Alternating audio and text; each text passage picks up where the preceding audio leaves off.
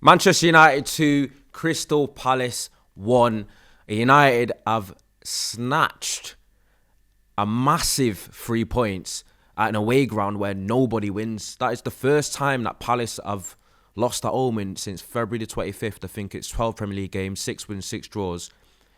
And United, who have had terrible away form, funnily enough, the only way when we have had this season has been Anfield. We've gone away and won at 2 difficult grounds in Selhurst Park and Anfield. And it feels like, how do you analyse this team, Manchester United? Because just in general, you never know what you're going to get week in, week out. But also, you look at the game today and you're like, first half, United were awful. But to be fair, I was on the fan channel talking about, I'm very much not fully convinced, still not really, by Amorim. But that first half had a lot of technical issues from players and players not really doing basics and fundamentals, and I think there was a massive physicality issue in the midfield as well. We kept losing the midfield battle. They were first every first, second and loose ball. They just looked a little bit quicker than us. So those are things that aren't exactly system orientated. That's obviously personnel. So it was a combination of things, and I thought 1-0 down, could have been 3 or 4, but you're still in the game and you still got 45 minutes to go. Palace have played on Thursday, so they've definitely got a little bit of jet lag in their legs. They're a little bit tired and they'll tire out, and that's exactly what happened. I thought United came on a little bit stronger in the second half. Started to do the basics just a little bit better, and we're a bit better in our technical execution. I thought the game was very scrappy in general.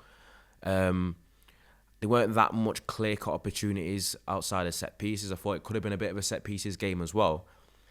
But then you look at the obviously the Zirkzee goal was kind of the catalyst for the rest of the half. It was a moment of individual brilliance. Let's get it right. 0.03 XG or something stupid like that. Great technical quality on a left foot swivel. Unbelievable goal. First Premier League goal in 25 league games. And after that, the stuffing. Christmas is in a few weeks, but the stuffing, just been Thanksgiving, was completely knocked out of Palace. I thought they looked leggy after that, and then we hit him with another gut punch, a great finish from a set piece free kick from Bruno Fernandes, 2-1 up. And I'm not going to lie to you, I think after we went 2-1 up, it was cruise control. Palace didn't really lay a glove on us after that. They looked a second slower. It looked like the Thursday night caught up with them. And I didn't really ever feel nervous, which is weird for United, especially after the Forest game and the Tottenham game, where I think we managed the game extremely well and looked comfortable. And what Amorim did, Amorim didn't make substitutions. He kept the team out for the most part, the first strongest 11, because I think he's been probably PTSD'd, and you can't really blame him. From when we've made the subs a little bit too early in the second half and you made the wrong ones, it's kind of put us on the back foot a little bit. And I think that was definitely in the back of his mind. He was definitely concerned about it. And it worked out. And no matter how you slice it, you don't want to be too negative. It's a massive 3 points. I think the players showed really great character. There's some good lads in there and some good quality. And it was definitely a match that's difficult to analyse because it was 2 halves of it. But to be fair, when you go to tough away grounds, you're never really going to get 90 minutes of perfect performance. And you are going to have to grind out results in the Premier League. And as it stands now, United are right in the mix. 6 currently. We've obviously some teams to play later on. Right in the mix for Europe. And you're looking at it thinking, damn, could do something serious here. Like, there's the way the league and the parity is at the moment and how tight things are, and I think the quality has dropped off a little bit at the top as well.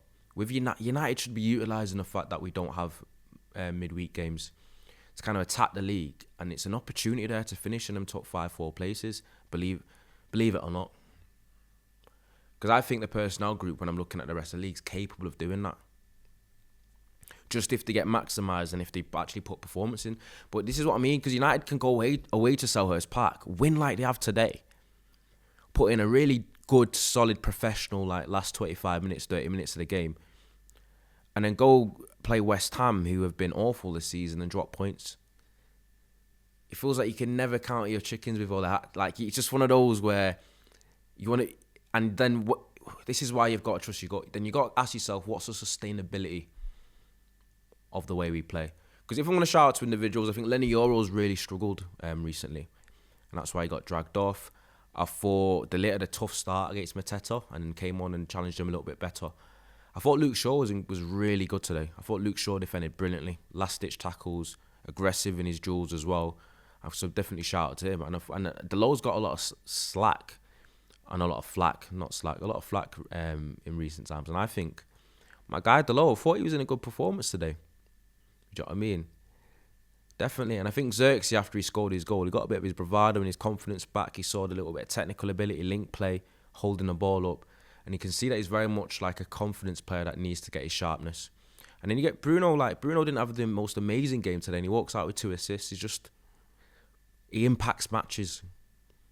And that's why, as much as he plays in a pivot, you feel like you have lost a bit with him not playing further to goal. And then Mason Mount, who I've criticised heavily, not enough goal contributions, scores a winner today. You start shutting people like me up. And you start working your way to kind of justify your place in the team, stepping up when Cunha's out. Because everyone knows Mount, Amorim's a big fan of Mount as well. But it's crazy, man. 2-1 win away at Selhurst Park. No one would have expected that after the Monday debacle, so it's a massive result. And it's good for confidence, especially if we went 3 games without a win. It's like you can't really judge what this United team's capable of, can you? Because it's just... There's just something telling me, like, there's something still not quite right in it. Like, I think United are capable of getting really good results, capable of beating anyone on the day, but also capable of losing to anyone on the day as well. It's like a very much roll of the dice team. But I think it'll be an unmitigated disaster from what I've seen in the league if we don't finish in the European places. But it's a massive win. It probably buys Amorim a little bit of time and confidence. It's now 1 loss in 7, if you want to be positive about it in that way. But especially with the likes of Sesko and Cunha out, that's definitely an impact on things. You got to take that into consideration as well. So no matter how you slice it, it's a big result. Because I won't lie. The first half, my head was gone.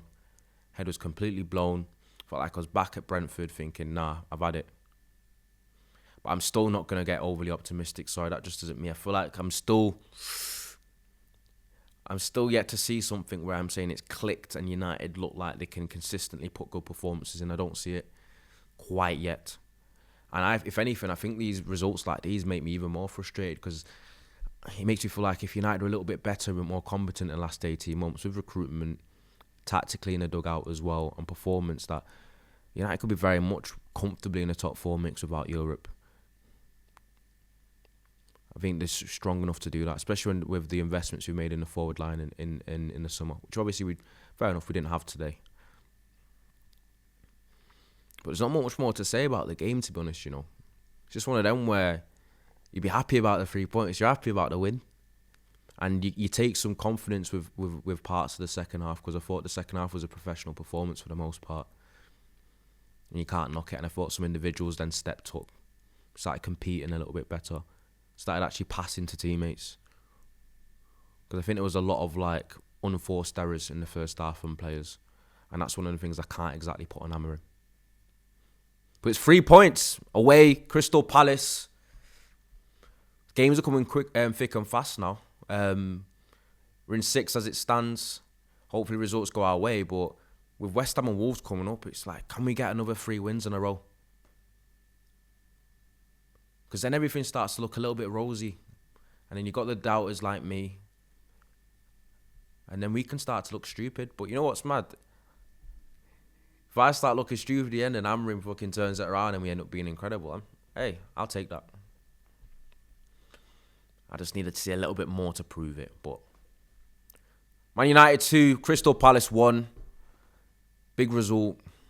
3 points. I'll take it. Remember to like, comment, subscribe if you're new, and I'll see you next time.